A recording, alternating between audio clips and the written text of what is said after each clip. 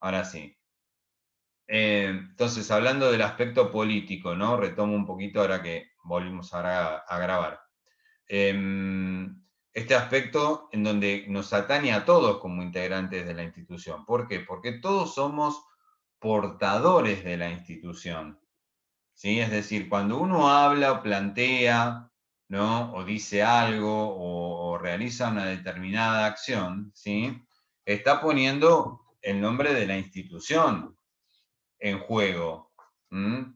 Digo en juego no porque, a ver, la ponga en peligro, sino que, a ver, eso lleva aparejado que esto se asocie, ¿no? Para lo bueno y para lo malo, para una determinada acción de la institución. Entonces, el hecho de saber manejarnos, ¿sí? En estas cuestiones, tiene que ver con el hecho de decir, bueno, cómo interactuamos de una manera satisfactoria, ¿sí?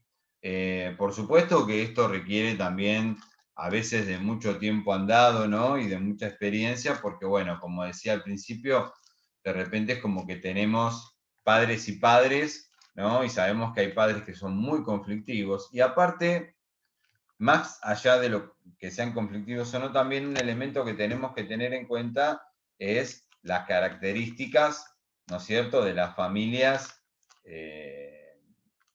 que componen una institución educativa, o digamos que integran una institución educativa. Es decir, sabemos que la familia, justamente hablando de instituciones, ¿no? La familia como institución ha entrado en crisis, o vamos a decir en crisis en el sentido de cambio.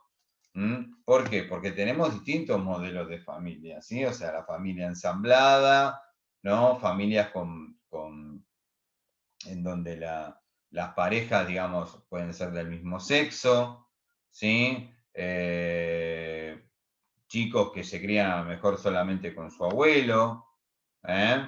O sea, tenemos 10 millones de modelos o de variantes o de cuestiones, ¿no? Que se presentan a nivel familia, y que de repente esto hace que también la institución se tenga que acomodar, ¿sí? Es decir, ¿cuántas veces pasa que el docente está dando clase, ¿no? El chico te dice, bueno, a ver, entregame el trabajo que te mandé la semana pasada. Y el chico te dice, no, lo dejé en la casa de mi papá porque estuve con mi papá el fin de semana, ¿sí? Es decir, son cuestiones, digamos, que antes no sucedían, ¿sí? O sea, ¿cómo fue que se fueron acomodando las instituciones a esto? Por ejemplo, el tema de los requisitos, ¿sí? Sobre todo las instituciones confesionales, cuando un chico, digamos, ingresaba a una institución, esto era muy mirado con lupa, vamos a decir, mirado con detalle, ¿sí? Y hasta podía ser excluyente. El tema de chicos que de repente no tenían un determinado perfil o una determinada característica como familia, ¿sí? Por lo tanto, digamos, las instituciones tuvieron que replantearse frente a esto, ¿sí? ¿Por qué? Porque si no desaparecen como tal. Esto que hablábamos, ¿no? De institución cerrada o abierta. Es decir, frente a esto, necesariamente se tuvieron que abrir. ¿Sí? ¿Por qué? Porque si no desaparecen como tales. Es decir, si yo me pongo en exquisito y digo, ah, no, esta familia no, porque son de esta forma, o esta familia no, porque los padres son, no sé, del mismo sexo y eso no lo toleramos en nuestra institución, qué sé yo, ¿no? Entonces, la institución, como sabemos que está atravesada por cuestiones que de repente tienen que ver con lo social, tiene que tener una apertura hacia, hacia estas cuestiones, ¿sí? Es decir, por ejemplo, ¿qué pasó con el tema de las escuelas, por ejemplo, que antes eran de un solo sexo? ¿Sí? O sea, hasta no hace mucho tiempo estaba este debate de que si tenían que ser todos varones, todas mujeres o mixta, ¿sí? O sea, inclusive hace unos años en Córdoba hubo un fuerte debate porque digamos, ¿cuál es la cuestión acá? Acá hay lugares también que son como, tienen una tendencia un poco más conservadora. Entonces, de repente, es como que fue muy resistido, aunque uno no lo puede entender, ¿no? De decir, bueno, a ver, estamos en el siglo XXI y que sea una escuela solo de varones, solo de mujeres, es algo de la época prehistórica, ¿no? Pero sin embargo fue una cuestión a la cual las instituciones tuvieron que ajustarse, ¿sí? Es decir, y ajustarse en muchos sentidos. Por ejemplo, el tema del personal, ¿sí? ¿Cuántas instituciones que, por ejemplo, eran solamente varones y tenían preceptores varones, ¿no? Y de repente vos necesitas una preceptora mujer. ¿Por qué? Porque hay necesidades propias o problemáticas, digamos, propias de la mujer, eh, que a veces el hombre no puede entender, por más buena voluntad que le ponga, ¿sí? Entonces, el tema de acondicionar el espacio también, ¿sí? Es decir, habilitar un baño para mujeres, un baño para varones, ¿sí? Poner un baño Profe, que... en la Sí. IMPA, profe, Bueno, en la ahí IMPA, está. que eran todos varones, pero por cada grado solamente más de 2 nenas no se inscribían, más de 2 o 3. Yo tengo mi sobrino que va, y más de 2 nenas y 30 varones, 35, y después hacían primero, segundo, y el tercer año ya dejaban porque se sentían muy, ¿cómo se llama este? Muy solitarias, porque eran 2 nenas, 30 varones, Claro, y claro, no, lo, claro. lo bueno es que, o lo bueno o lo malo, no hacen muy hincapié de que ingresen mujeres. O sea, si vos no inscribís, o no tienen iniciativas de que ingresen más cantidad de mujeres. O sea, no lo ponen en la población a ver, no sé, algo. Simplemente se quedan ahí, en que es solamente para varones, y si vos preguntás, bueno, llegás a dar el examen, ingresás, pero en realidad sigue siendo de varones. Eh, este año ingresaron más cantidad de varones y creo una nena en primer año nada más. Sí, Bueno, convengamos pero que, una a ver, cosa, sí, perdón, profe, una cosa es que no acepten mujeres, que Morales. no sería el caso. O sea, aceptar mujeres aceptan. No hacen hincapié porque quizás no les interese, pero no es que rechazan la posibilidad del ingreso de mujeres.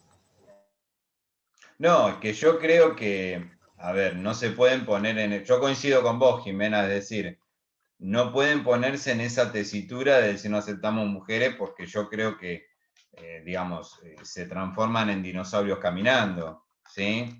Entonces, pero, a ver, hay una realidad también, digamos, que en instituciones como las escuelas industriales no es lo usual tampoco que haya mujeres, sino que haya gran cantidad de mujeres. Porque digamos, yo creo que responde también a parámetros sociales, ¿no? Es decir, la mujer que a lo mejor va a una escuela técnica y como que la miran medio raro, puedo decir, está medio marimacho, ¿qué le pasa? ¿No? ¿Cómo se llama? Estos preconceptos o estos prejuicios, ¿no? Que están instalados. Y entonces, digamos, por eso yo creo que no es lo habitual, ¿no? De que haya esta cantidad de mujeres o una cantidad de mujeres, aunque la institución se lo proponga, digamos, en una institución de una escuela industrial. ¿Sí? Profe, Sí, sabe que yo soy de Florencio Varela y acá en Florencio Varela, cuando mi abuela estudiaba, mi abuela ya tiene casi 80 años, había 2 escuelas, una de varones, que es el San Juan Bautista, claro. y otra de mujeres, que era el Santa Sagrado Corazón. Lucía. Ah, el Y, Sagrado, no, el Sagrado Corazón. Sagrado Y es Corazón, que como está que enfrente. quedó, sí, quedó como para la historia, porque incluso ahora mismo sigue habiendo más población de mujeres en el Sagrado Corazón que en el San Juan Bautista. El San Juan Bautista sigue siendo como más de varones, porque siempre se inscriben más por ser una escuela técnica, siempre hay más población de varones que de mujeres. Es como que ya viene desde antes, pero no es que no se aceptan varones o mujeres en alguna de las 2 escuelas. Pero como que ya se venía con esa historia de antes, de que una escuela era solo para mujeres y otra era solo para varones, y como Claro. que ya quedó así. Esto era así, sí, a ver, es como que ya quedó establecido, ¿no? Esto de los nenes con los nenes, la nena con la nena, digamos, a ver, ¿no? Es algo que costó mucho romper, aunque, digamos, no parezca, ¿sí? O sea, las escuelas Sí, pero confesionales yo creo que fueron... Sí, incluso perdón. también al revés, o sea, no solamente las escuelas que eran de hombres y no tienen mujeres, las escuelas que eran estrictamente de mujeres, Sagrada Familia, cuando empezaron, no sé cómo estará ahora, hablo en su momento, cuando recién empezaron a incorporar, ser una escuela mixta, un grado de 30 mujeres, había un solo varón, uno solo, o sea, en una escuela que pudo Sí, pasar a ese chico. O sea, no sé cómo fue en los años posteriores y cómo será el día de hoy, pero en su momento también el cambio al revés fue difícil y fue duro, porque estamos acostumbrados a ver las escuelas mixtas, sí, pero no solamente es en las escuelas de hombres no se deja ingresar mujeres, en las escuelas que son únicamente de mujeres también es difícil que los hombres vayan ahí. O sea, si no sí, parece bueno, que mirá, en las escuelas de hombres está sí, como limitado el tema. sí, bueno, mi mujer trabaja en María Auxiliadora y María Auxiliadora fue una de las últimas escuelas que incorporó el tema de lo mixto, ¿sí? Pero los primeros varones que entraron, pobrecitos, o sea, porque bueno, tuvieron que pagar el derecho de piso, digamos, igual yo trabajé en el Don Bosco, le preguntaba a Jessica, que me preguntaba recién, y cuando yo entré en el año, te estoy hablando del año 94, no te estoy hablando en la década del 40, ¿sí? Año 94 era todavía todo varones. Bueno, un año abrieron un primer año de mujeres, eran 7 chicas. Pobres chicas, perdidas, estaban en un rincón, me acuerdo en los recreos se metían en un rincón, o sea, y miraban para todos lados, donde el primero que me toca lo mato, ¿no? O sea, fue complicado, ¿no? Pero bueno, las instituciones, como decía, tuvieron que acomodarse a estas cuestiones porque, digamos, si no desaparecen. O sea, vos no podés ponerte, no, acá son todas mujeres, ¿sí? ¿Por qué? Porque, a ver, no responde tampoco a los requerimientos del momento, ¿sí? Es decir, esto de cuando hablábamos de, del currículum como organizador, ¿no? Y del currículum, y que digamos, el contrato, ¿no es cierto?, que establece la sociedad y la institución educativa, este contrato fundacional en donde tenía que tener, o tiene que tener, responder, ¿se acuerdan que habíamos hablado de 4 lógicas, ¿no?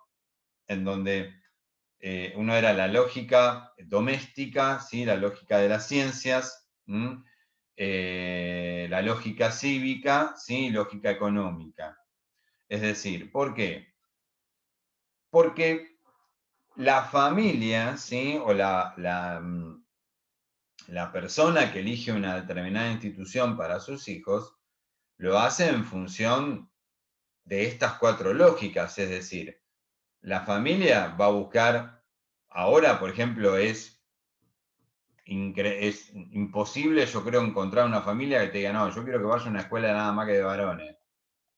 ¿Sí? Primero porque no las hay, pero segundo porque, digamos, socialmente ya no está aceptado esto. ¿Sí? Lo mismo pasaba con las instituciones que tenían chicos integrados, o sea, yo me acuerdo hace algunos años en Jardín, por ejemplo, ¿no? Papás que no querían que haya chicos, concurran chicos a lo mejor con un síndrome de Down leve o con un cuadro de autismo leve, ¿sí?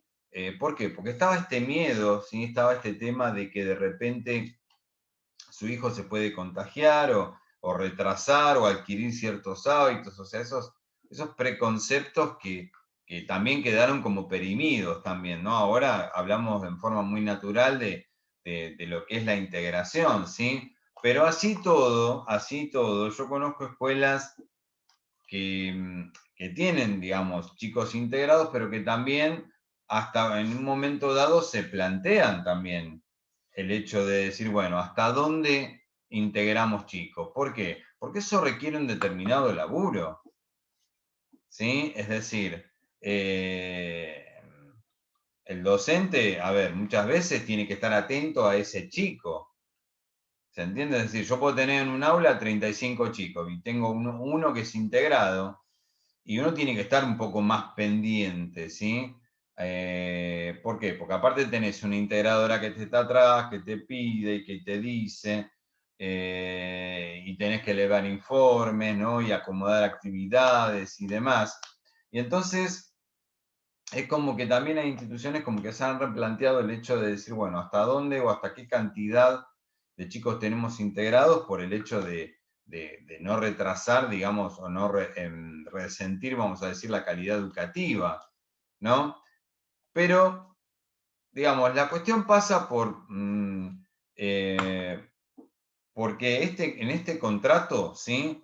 Queden bien explicitados y se cumplan bien estas 4 lógicas. Es decir, primero, la escuela en este contrato, ¿sí? Se compromete a transmitir ciertas concepciones e ideas cívicas, ¿sí? O que hacen a la convivencia en sociedad. ¿Mm? Es decir, el currículum propone una serie de ideas, ¿sí? Pero la escuela, aparte de eso, puede, sabemos, agregar aquellos contenidos que considere necesario trabajar desde su ideología, ¿sí? Es decir, acá no puede haber un currículum duro que a mí me impida hacer algo, ¿sí? O por lo menos las temáticas que se proponen tienen que pasar un poco por el tamiz, vamos a decir, de la ideología institucional, ¿sí? Es decir, por ejemplo, una escuela confesional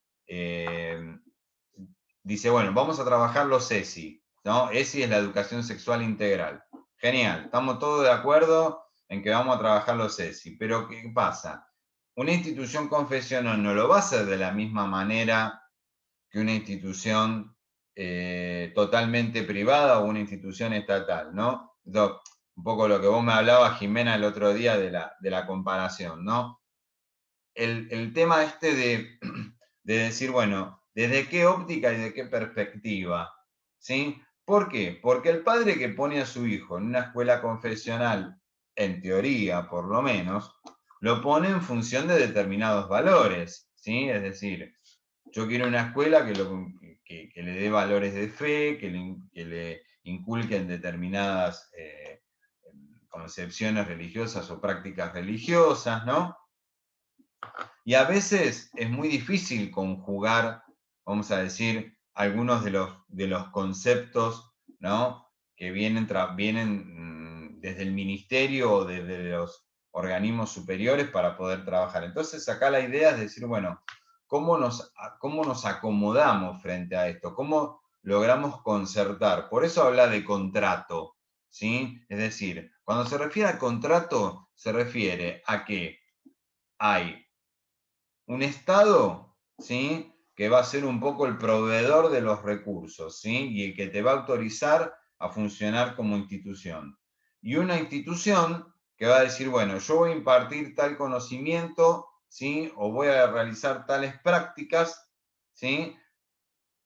En función de lo que se me está pidiendo o en función de lo que se pida, ¿sí? Para las instituciones, ¿sí? Es decir, ¿por qué hablamos de una lógica doméstica, por ejemplo? Por esto que decía de las familias. Es decir, acá las instituciones tienen que aprender a acomodarse y a moldarse a los nuevos modelos familiares, ¿sí? ¿Qué pasa ahora con el tema de la pandemia? Y tenemos que acomodarnos a lo que vino, ¿sí? Es decir, es decir, esto a veces, digamos, viene sin manija y hay que agarrarlo como venga, ¿no? Entonces, decir, bueno, a ver, ¿qué hacemos? ¿Nos acomodamos frente a esto? ¿Creamos una plataforma? ¿No creamos? ¿Hacemos cuadernillos? ¿Qué hacemos con los que se conectan? ¿Sí? Los que son docentes, esto lo habrán hablado hasta el hartazgo, porque yo lo veo en mi escuela, ¿sí? Es decir, de repente esto de, bueno, ¿cómo hacemos para que las familias se comprometan, ¿no? Y después las familias que te contestan de que, inclusive padres que ante digamos, consultas puntuales te dicen yo no sé qué hacer, porque estoy trabajando, ¿sí? O no tengo dispositivos, ¿sí? Entonces, a veces hay que ser muy cauto. Yo a veces me enojo, ¿no? Cuando presencio las clases, ¿no? En los classrooms, ¿no? Que dan los docentes de la escuela, ¿no? Y me pone muy loco cuando el chico te contesta por chat, por ejemplo, ¿no? Que te digan, no tengo micrófono. Entonces, yo también, pues yo te puedo entender la cámara, que vos no tengas cámara, pero que ya no te hable, no sé, a mí pero bueno, después uno tiene que ponerse a pensar y decir, bueno, realmente no tendrá micrófono, con qué dispositivos se estará manejando, ¿sí? Entonces, todo tiene que ser como contemplado en este momento y en este contexto, ¿sí? Por más que uno diga, bueno, a ver, ¿por qué demonios no habla, ¿no? ¿O por qué demonios no se expresa de otra forma? Porque es cierto, o sea, para los docentes también es un tema, tenés que estar mirando el chat, ¿no? Y a ver, me contestó por chat o me mandó ahí y yo no lo vi, y después vienen los problemas porque el chico se ofendió porque vos no le contestaste. Entonces, esta lógica doméstica, ¿sí? Es la que tenemos que tener en cuenta a la hora de acomodarnos, ¿no? Frente a Profe, lo que ¿puedo nos decir está algo? ocurriendo en este momento. Sí, Lo bueno es que podemos ser flexibles también con esto de que puede ir cambiando. No es que un currículum baja así. Por ejemplo, bueno, el año pasado pasó esto de la virtualidad, que sí. yo no tenía horario, no teníamos horario. Era todo el día recibir tareas y este año nos ajustamos, digamos, a que tenemos el horario. Por ejemplo, yo tengo de 8 a 12 porque ese es mi turno. Y es como que los papás también se fueron acomodando, porque todo esto tiene que ver con la flexibilidad que uno le da, ¿no? No es que siempre baja el currículum y dicen, o la escuela dice esto se hace y no se cambia más, no, se va cambiando, Claro, a ver, trabajando con las familias y demás. lo que dice Roxana, es decir, ¿qué pasó acá? Hubo una reformulación del contrato, gente. Es decir, acá hubo que agregar, es decir, reformular y agregar una cláusula. Estamos frente a una nueva escuela. Aunque a muchos no les guste y muchos no se adapten y muchos no la entiendan, digamos, esta es una nueva escuela en donde lamentablemente, o para bien, no sé, tema medio de debate, pero tenemos que acomodarnos frente a esta nueva realidad, porque acá, a ver, no sabemos si esto va a terminar el año que viene, va a terminar este año, va a seguir. ¿Qué va a pasar? ¿Qué hacemos con lo armado? ¿Qué hacemos con lo pendiente del año pasado? ¿Sí? ¿Qué hacemos con el chico que el año pasado no aprobó, no se conectó, nunca dio señales de vida? Bueno, son creo que las preguntas del millón, vamos a decir, ¿no? Porque, y yo creo que estamos, siguiendo un poco lo que decía Roxana recién, ¿no? Estamos rearmando de vuelta el contrato.